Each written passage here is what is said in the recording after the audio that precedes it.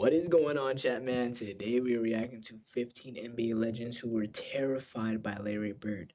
And Larry Bird to have 15 NBA legends terrified just by him himself, that's insane. This was highly recommended by you guys. I appreciate all the support and the recommendations you guys have been giving me, let's get straight into the video. If you guys are new to my channel, we've been reacting to old NBA content. If you like that type of content, hit the subscribe button, man. But without further ado, let's get straight into the video. I don't think nobody ever could get out with him. He talked trash against us, talked trash with against everyone else.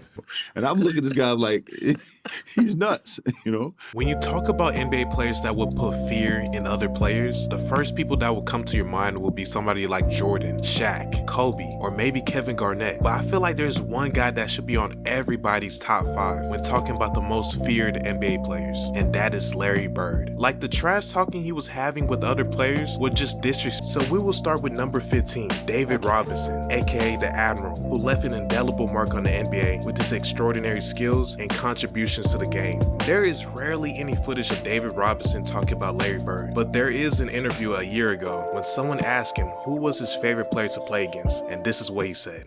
And I know a lot of you young folks may not really remember Larry. David Robinson's like 7'3", right? How is he scared of Larry Bird though? Larry Bird that well, but that man was a magician. And yeah, no, he was amazing. And he was 6'9", and he had the skill set of a guard. He wasn't that fast. He wasn't that great of an athlete, but he had the heart of a lion. And so playing against him was kind of my real first taste of, man, I want to do that, right? I want to compete against that every day. That's the kind of thing that's going to make you a monster. And there were a lot of great players. I mean, make no mistake, I faced a lot of great players every day, but I think when I came into the league, Larry Bird was at his peak. And he was incredible at what he did. And he was humble, and he came to work every single day. David Robinson's respectful. I respect you, bro. And I admired that. And so I think he was my favorite to play against, particularly early in my career. Number 14, we got Gary Payton, one of the most well-known trash talkers in NBA history, who had intimidated many players in his career. But it is shocking how highly he speaks of Bird after all the battles that he went through against Jordan. He will still pick Larry Bird when it comes to getting into your head. This man was a trash-talking connoisseur, but the way Larry Bird was talking trash was something he never experienced. And Larry Bird would shoot it anywhere. If you think about how many times he won a championship and what he was doing and what he was averaging, people don't understand that he was like, oh, he was slow. He wasn't, nah, he was just smart. You know what I'm saying? He was smart and he can get it. Larry Bird kind of reminds me of Luka Doncic. Luka Doncic isn't fast, but he's good at everything. Larry Bird, are their games similar? Let me know down below. Get it done. He wasn't MVP all them times and all the All-Stars all them times for nothing. I'm going to take you over to this corner. I'm going to dribble 2 times. I'm going to hit your ass in the face, and it bet not touch the rim. Wow. And then he said if it do, I'm going to come right back and do it again until it touch it. That's how Larry Bird used to get out. Wow. That's crazy. Yeah, Larry Bird was the coldest shit talker ever, man. And he bagged it up because he was so cold. That's you know crazy. What I'm saying? So people, ask people about him. Motherfucker used to tell you, boy, you can't do shit with me. I'm too motherfucking good for this. Wow. I'm going to give you a Christmas present. This jumper in your face. He used to always say this, man. Next, we got Dominique Wilkins, the human highlight film. He was a dominant force on the court, captivating audience. Dominique Wilkins, one of the best dunkers of all time, because I've seen a couple of highlights on him when, we reacted Jordan on my channel. He dunks crazy. With his electrifying dunks and scoring prowess. He had a versatile offensive game, capable of scoring from various positions on the floor. In the 1980s, Wilkins and Larry Bird had a fierce rivalry. They had one of the most memorable playoff battles in NBA history. Dominique Wilkins shared his experience of what it was like going against Larry Bird as a rookie, and this was hilarious. First time Bird ever talked trash to me. It was my rookie season, my first game I ever played against him. And so I go shake his hand, and he put both hands behind his back. And I'm saying, okay, he getting his head ready to play. And first play of the game, he says, I don't know where they got you guarding me, Holmes. And he shoots a 3. Now, I wasn't upset he made the 3. I said, but this son of a gun just called me Holmes. I was pissed. I said, I wasn't mad he hit the 3, but this some bitch just called me Holmes. What does that mean, though? What's that supposed to mean? And so it's set up for a really interesting game. Because I remember one time I came down and I dunked it on him. He laying on the ground. He fouled me, and I'm pointing. And he said, "Hey, Rook." I said, "What?" He said, "What?" He said, "I like you. You got, he said, you got balls, but I'm still going to get 30 on your ass." He got about 38, but I had to pay my dues. I wasn't upset about that because, back then, as a rookie, you got to pay your dues. Simple as that. He backed up whatever he said. If he tell you going to hit a shot to certain place, or if he going to take you down to the post, turn around, hit a fadeaway J, he going to do just that, and ain't nothing you can do about it. Joe Dumars, a Pistons legend who many called a Jordan stopper and a key member of the Detroit Pistons bad boys era. He holds deep respect for Larry Bird. The intense rivalry between the Pistons and the Boston Celtics during the late 1980s was marked by fierce competition and mutual admiration. You will see Joe Dumars explain how smart and tough Larry Bird was playing against like it was a chess match. I said, but please let's not forget how incredible Bird and the Celtics were in their prime. I said, they were almost impossible to go in there and beat. And they said, why? I said, because you could not make a mistake with them.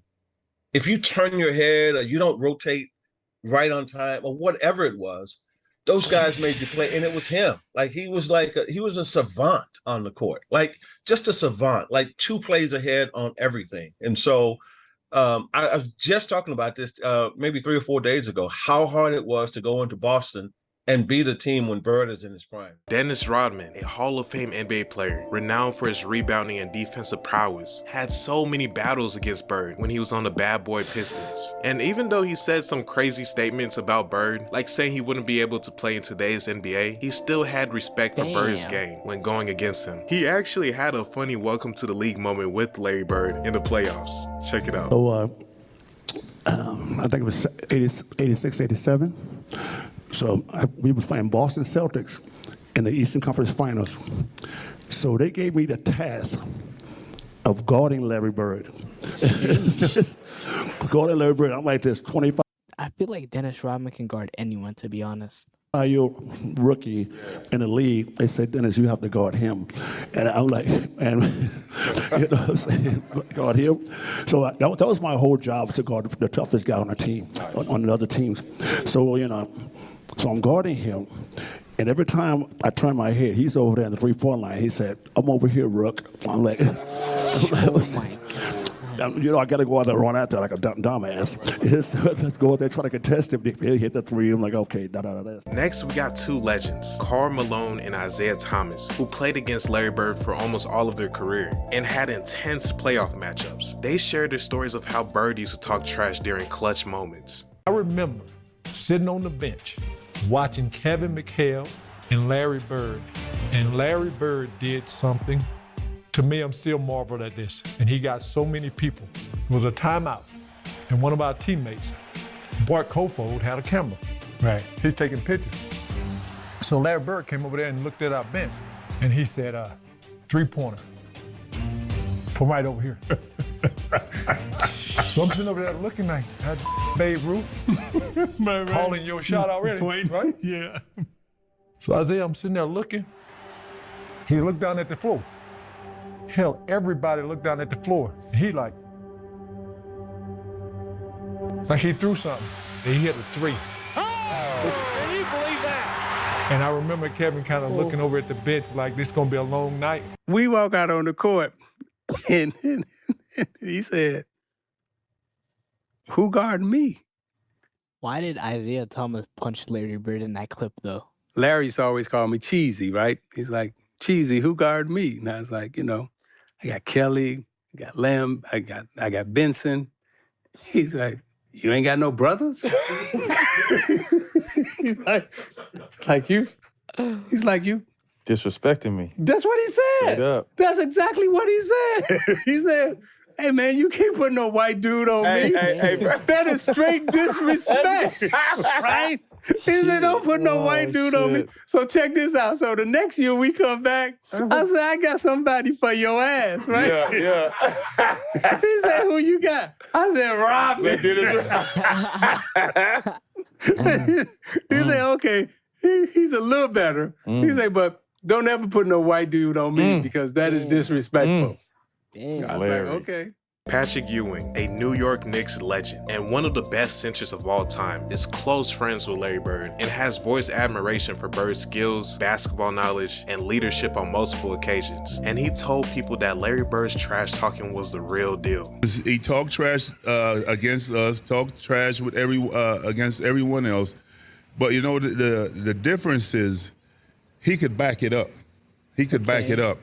You know, I remember, you know, like I was saying, growing up in Boston, people all used to always talking about that he can't jump, he can't do this, he can't do that. He literally looks like he can't jump, though. That's the thing. And, you know, a lot of my friends was like that, you know. So, I got to the league. I called all my friends back up. I said, you know, all that trash that you were talking, you need to squash all that. This man is great. It's crazy how Larry Bird had people back then. It is crazy. Whatever you were saying for a man who can't jump, he's demolishing everybody. Here are three legends, Dr. J, Kevin McHale, and Bill Walton, explaining Bird's impact on the game and his mindset when playing. Pay attention to McHale's story especially because it shows what Bird will do when the game is on the line and he's not having the best night. You know, this guy, I think he was born to play basketball. Seeing him come in and making the adjustment early, taking a team that had won 20 games the year before, and, you know, the next year, I mean, you know, they're 40 plus, and the next year they're 60 plus. Nothing bothered him. Unbelievable competitor, great hands, great vision, great feel for the game, and just, you know, could go out every single night and just play at an unbelievably high level. Didn't have to shoot the ball really well to have a good game because he did so many different things. I'm out, I'm inbounding the ball. Larry, we're walking. We drop a play. We're walking out there. Larry says, "I'm going to shoot a three. I'm going to win it right here." I'm like, "Larry, no. I just make it two. We're just going to overtime." I'm thinking, "My God, you haven't made a shot all game long. Don't do that now." So we walk over there, and Larry walks by the bench. This is his own teammate, by the way. He tells the Phoenix bench, he said, "Nah, I'm fixing to jump out here, bust this play, and knock a three down on you and go home." And the bench looks at him and stuff.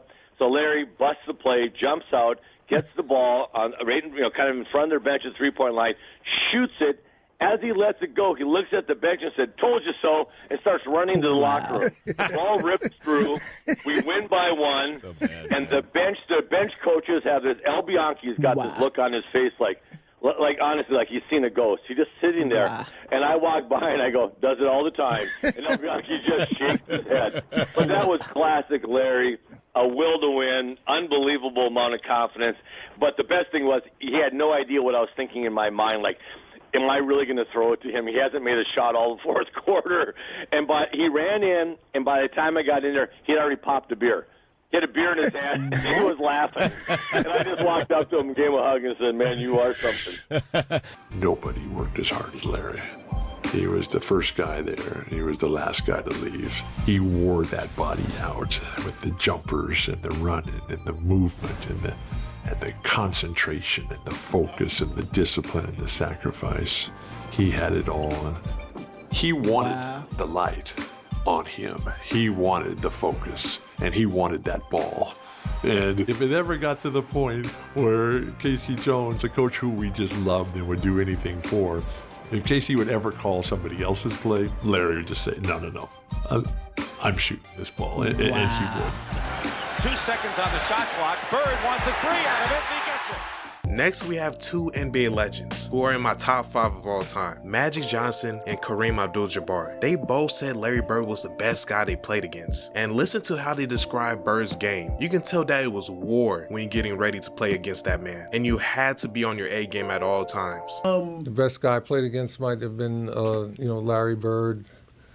someone like that. How good was Michael Bird? Jordan. People, I don't think people don't look at appreciate him and think, Yeah, oh, they he's said, a white guy, he's- slow guy. He's a chubby white guy. He wore us out, man.